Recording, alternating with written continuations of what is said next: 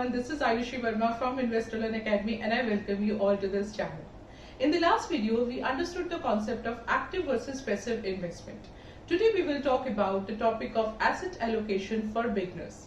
Asset allocation refers to the investment strategy in which individuals divide their investment portfolios between different diverse asset classes to minimize their investment risk.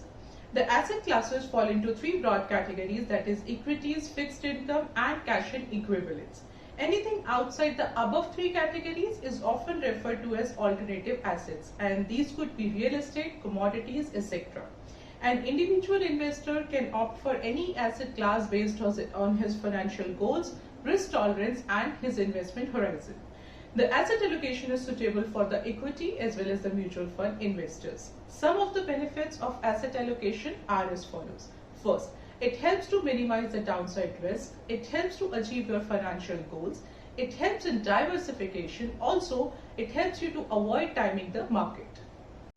Now, let's see some of the factors affecting asset allocation decisions. First, goal factors. Goal factors are the individual aspirations to achieve a given level of return or saving for a particular reason or desire. Therefore, individuals have different goals as per their risk, return and investment objective. Second, risk tolerance.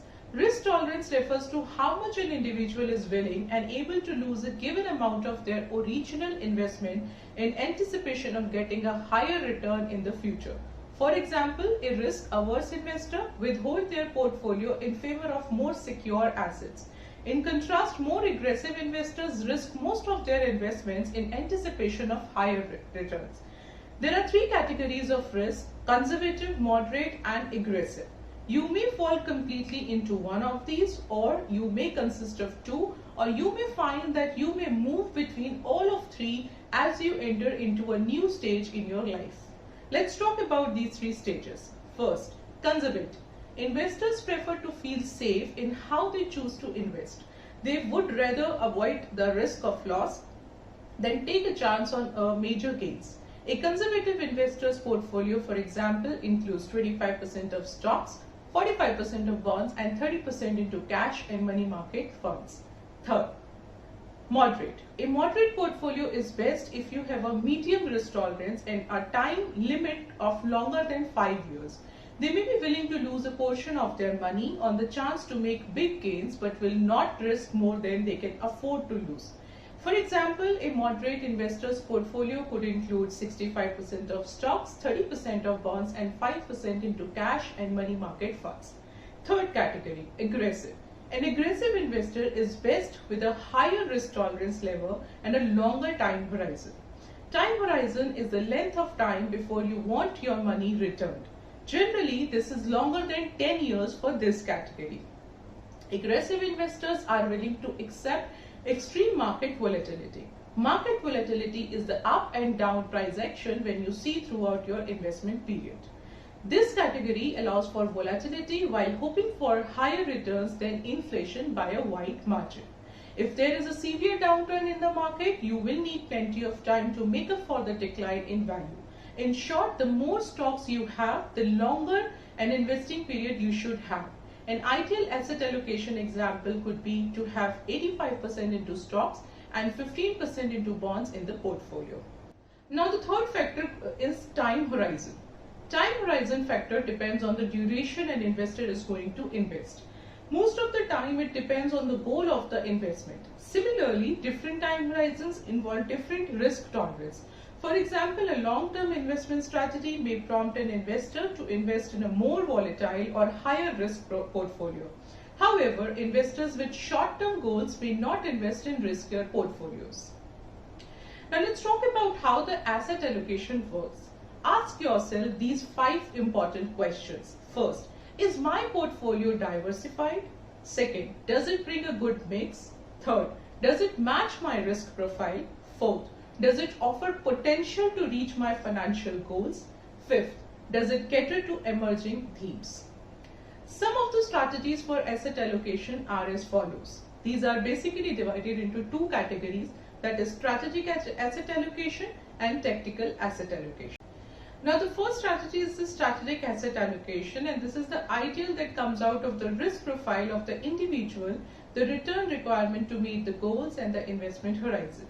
Risk profiling is key to deciding on the strategic asset allocation.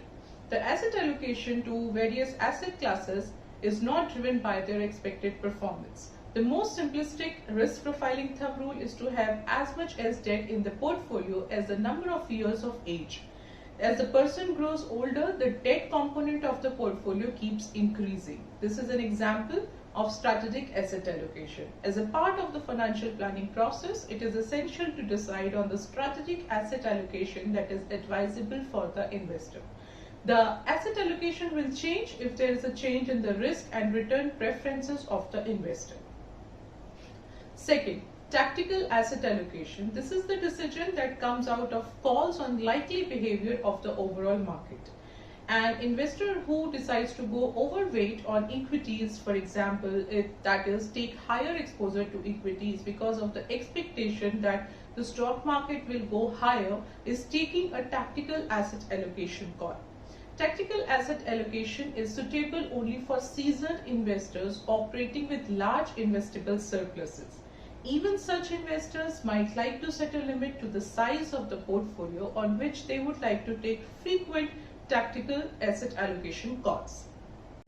The next topic is the model portfolios. Since investors' risk appetite vary, a single portfolio can't be suggested for all. Financial planners often work with model portfolios, that is the asset allocation mix that is most appropriate for different risk appetite levels.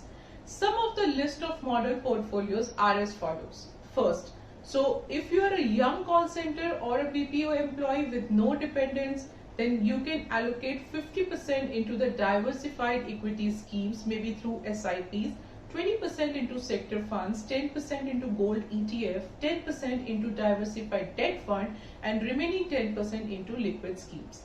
Second category, if you are a young married single income family with 2 school going kids, then you can allocate 35% into diversified equity schemes, 10% into sector funds, 15% into gold ETF, 30% into diversified debt fund, 10% into liquid schemes. Third category, single income family with grown-up children who are yet to settle down. Then 30% into diversified equity scheme, 10% into index fund, 15% you can allocate to gold ETF, 30% into debt fund, 10% into liquid scheme. Fourth category, couples in their 70s with no immediate family support.